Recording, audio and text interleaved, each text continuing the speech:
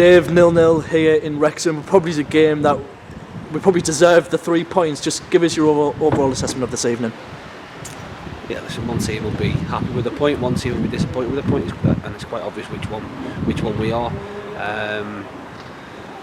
We've done more than enough to win the game, and are guilty of ourselves not taking them opportunities and are victims of a decision that I suppose could go either way. But I'm not gonna. We've done more than enough to win. Of course, we're disappointed, but we keep a clean sheet. We come away from home. We create numerous opportunities against a team that, like I say, up and putting in and around it.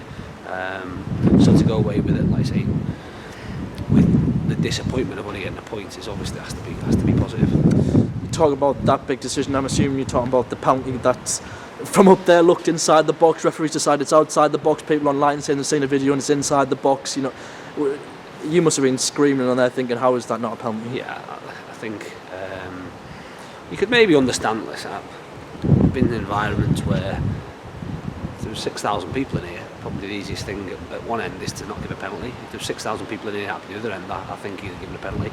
I'm not saying it's miles in the box. The referee said it was on the line. If it's on the line, then that's a penalty. And it was, but you get those decisions, and some will say that they go in your favour sometimes, and not all the times. And unfortunately, tonight it hasn't gone in our favour, and we miss out with an opportunity to go 3 points. Probably just going to have to ask you to speak a little bit louder as they sort the pitch out. But just looking back to the beginning of the game, Joe Gray came in to make his second leg start of the season. Was that just fully deserved on his behalf? Yeah, we've got to look at things. I think we've got, like I say, even the last two Tuesdays, we've got seven Tuesday night games, and we just had a chat about it there. Probably we're going to have to look at where we are physically and maybe mix things up a little bit. Otis had a good run, and probably just on his day to the past couple of games is a little bit down for him. So there's absolutely nothing wrong with taking him out and I suppose refreshing him a little bit. And like I say, he'll get his opportunity again. And listen, there's a lot fall into that. I said to the players before the game, we picked the bench tonight. We had to pick the bench tonight based on Tom White's a little bit short, so you're looking at possibly having to replace him. Jamie obviously come back in. You don't know what's going to happen there. Lid's his second game in 3 days in a long time. So you've almost got to pick subs that cover eventualities.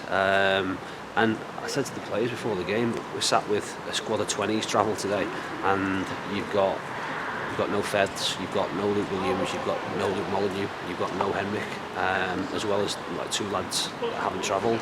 The squad's the strongest it's been since I've been here. Really competitive, all of them with the same objective, and people know they've got to perform. And like I said, they are under pressure to do the right things. They've got to make our job as difficult as possible, and they are doing that. And tonight it was difficult to pick a team and difficult to pick a squad, and that's got to be the case from now on moving forward. And we're obviously tasked with making sure we get that right. Just talking about and going back to the big chances of the game, probably the biggest chance, Luke Armstrong goes in one-on-one and then just blazes it wide. If there's one man you want on the end of that, it is Luke Armstrong, and it must have been a head and hands moment. Yeah, just slaughtered him obviously. Now listen, Luke's in there apologising, and he's had absolutely no need to apologise. He's been brilliant for us. But as you say, if you want that chance to fall to one person, then it would be him. It's probably the first one that he has missed. Probably a little bit too far out for him, to be fair. But listen, he gets in with a good run, and he knows, because his standards are really, really high. It's not a sitter by any stretch, but he'd back himself to score. He hasn't, and listen, hopefully he gets another opportunity on Saturday of that nature, and I'll be very confident that he'll take it. As you said, we go again on Saturday live on BT against Barnet at back of the Vic, looking to make it 8th. We're in the road. The Vic, you just mentioned there might be a little bit of a refresh. Is that just due to tied legs, or has there been any injuries that have come out of this tonight? Well, I've never been in a game where more people got cut, that's for certain. I think we had 6 blood shirts, and we were down to our last one. We were frantically scrubbing shirts at half time. There was claret everywhere. But no, I think first look at things is we're okay. It's more, like I say, it's more that I suppose the turnaround, not so much from Tuesday to Saturday. It's more that Saturday Tuesday turnaround, especially the way it is. We've had, I think it's going to be 6 away games on a Tuesday night. We've had 2. We've got another 4 or 5 coming up. So when you take into account the Saturday game, and then you take into account the potential travelling, although it's not too far in some instances, we've just got to look at, like I say, we've got a strong squad and we've got a fit squad, and if we do need to mix it round a little bit and give people opportunities, and I suppose dangle a carrot in some instances, then we will do.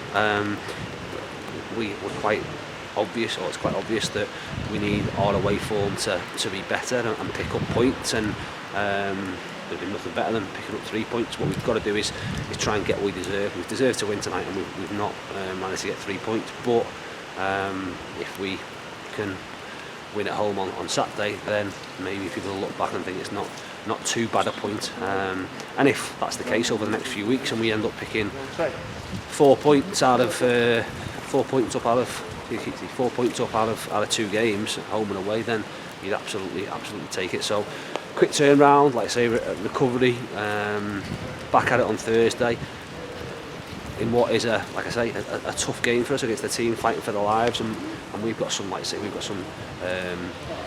rights to wrong from our last TV performance, so we're doing everything we can to make sure we try and win our 8th from the spin at the Vic.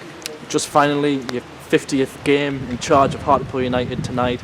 Just give us an overall sum up of your 50 games in charge and how you feel about celebrating 50 games in charge. Probably has been such an odd time, obviously the season ending last season, but just sum it up for us. Yeah, it's probably been unique, hasn't it, in terms of how it's panned out. Very strange. Half of the 50 potentially played with no crowds in, so it has been odd, but it's been really enjoyable. In terms of, we've come in, we've had to make some changes last year. I think we've worked hard through the summer, and we've got a team out there that certainly I'm proud of, and hopefully all the Hartlepool supporters are proud of, and fingers crossed the back end of the season, when we get closer to 100 games, we've got something for everyone to cheer about. Dave, thanks very much. Cheers, thanks.